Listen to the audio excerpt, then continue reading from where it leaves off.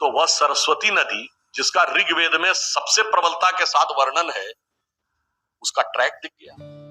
अब जियोलॉजिकली ये प्रूव हो गया कि सरस्वती नदी लगभग 4500 से 5000 साल पहले सूख गई थी। इसका मतलब वो लगभग 3000 बीसी में सूख गई थी, जो हमारी काल गणना से मैच खाता है।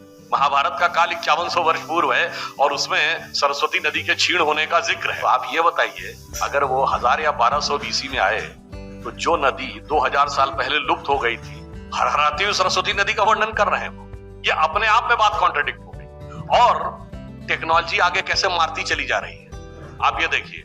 जब राम जन्मभूमि का विषय शुरू हुआ तो उन्होंने कहा जी ये तो सादी जमीन पे बनी थी। उन्हें क्या पता था कुछ साल में सोनोग्राफिक पिक्चर की टेक्नोलॉजी आ जाएगी। अब सोनोग्राफिक पिक्चर की टेक्नोलॉजी आ गई तो नीचे स्ट्रक्चर दिखने लगा। तो 2003 में जब अटल जी की सरकार थी तो हाई कोर्ट में रखा गया कि साहब सोनोग्राफिक पिक्चर में दिख रहा है। तो कहा गया, तब उन्होंने कहा हाँ दिख रहा है, तो ईदगाह पे बनाया गया था। फिर उसके बाद जब खुदाई हुई और उसमें खंबे निकलने लगे, तो उन्होंने कहा नहीं नहीं ये तो जी जैन मंदिर था।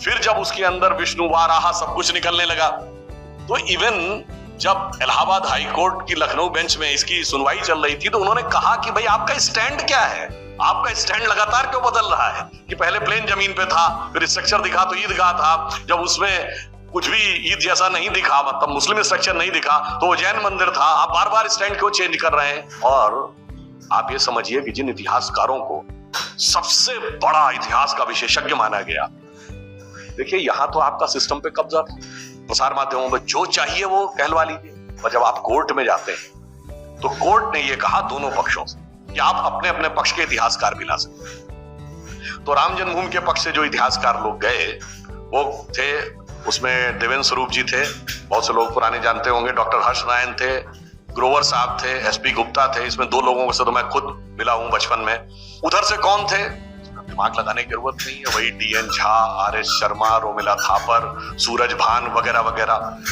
अब मजे की बात कि उनकी तरफ से यानी तथाकथित बाबरी मस्जिद के केस की तरफ से इतिहासकार थे, स्वयं नहीं आते थे, अपने रिप्रेजेंटेटिव भेजते थे। तो कोर्ट ने कहा कि ठीक है, आप पहले ये बताइए कि इस विषय पर आपकी जानकारी क्या है, आप इतिहास के विशेषज्ञ के रूप में आए हैं तो आपका एंशिएंट इंडिया विषय है क्या? उन्होंने कहा जी एंशिएंट इंडिया विषय नहीं।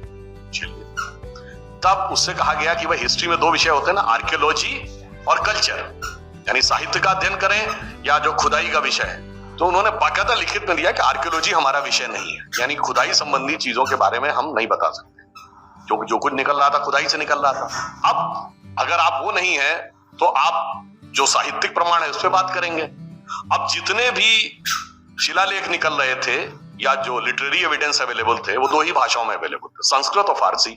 उससे पूछा गया कि आपने, तो उन्होंने बाकायदा लिख के दिया कि मैं फारसी तो नहीं आती, संस्कृत भी नहीं आती। अब आप सोचिए कि जन न लिखाई जानते थे न खुदाई जानते थे और दावा ये कि सारी खुदाई जानते थे।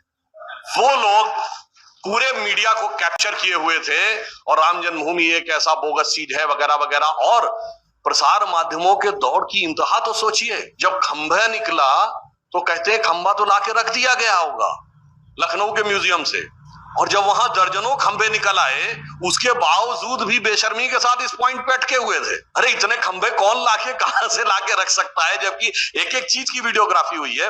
ये सिर्फ इसलिए बताया, आज हमारे पास एक अवसर है कि प्रसार माध्यमों ने जो वातावरण बनाया है वो टेक्नोलॉजी से मात खा रहे हैं।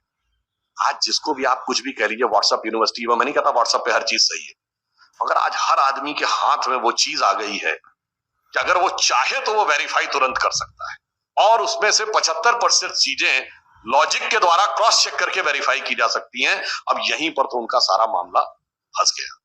और ये जो प्रभाव था वो सिर्फ प्रिंट मीडिया और इलेक्ट्रॉनिक मीडिया पे नहीं था। और आप देखिए उसमें कैसे वो अपने प्रभाव बना के रखते हैं। मैं एक उदाहरण बताना चाहता हूं। अभी 2 साल पहले की बात है कि एक अमेरिकी पत्रकार आए, वहां के एस्टेब्लिशमेंट का नाम नहीं लूंगा, वो बाई चांस आए थे कि किसी RSS के बारे में बात करने, और वो टकरा गए हमसे, तो थोड़ा सा हमसे प्रभावित हो गए। तो उन्होंने कहा यू डोंट माइंड, क्या आप हमारे साथ बैठ के थोड़ा सा बता सकते हैं?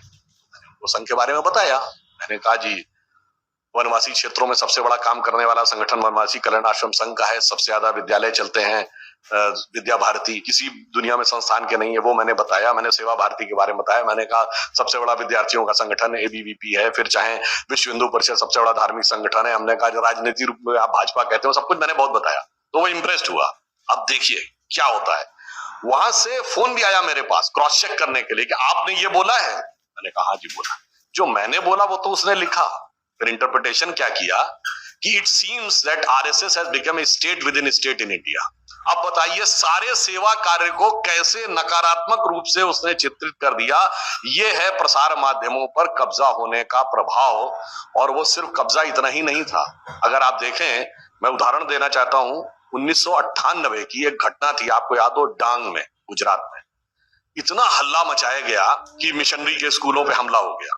जबकि वो घटना नवंबर 1998 की है, इसलिए मैं डेट के साथ बता रहा हूं। Not even a single died, not even a single hospitalised and not even a single पक्का स्ट्रक्चर डैमेज्ड। कुछ टीन शेड डैमेज हुए, मगर इसके बावजूद इतना हो हल्ला हुआ कि क्रिश्चियन मिशनरीज पे अटैक, क्रिश्चियन मिशनरीज पे अटैक, कि पोप का बयान आ गया। मगर उसी नवंबर 1998 में मलेशिया में 1 दर्जन चर्च आग लगा के जला दिए गए, पोप का बयान नहीं आया। और यहां मैं फिर कह रहा हूं, not even a single died, not even a single hospitalised and not even a single पक्का स्ट्रक्चर डैमेज, फिर भी आ गया। ये था प्रसार माध्यमों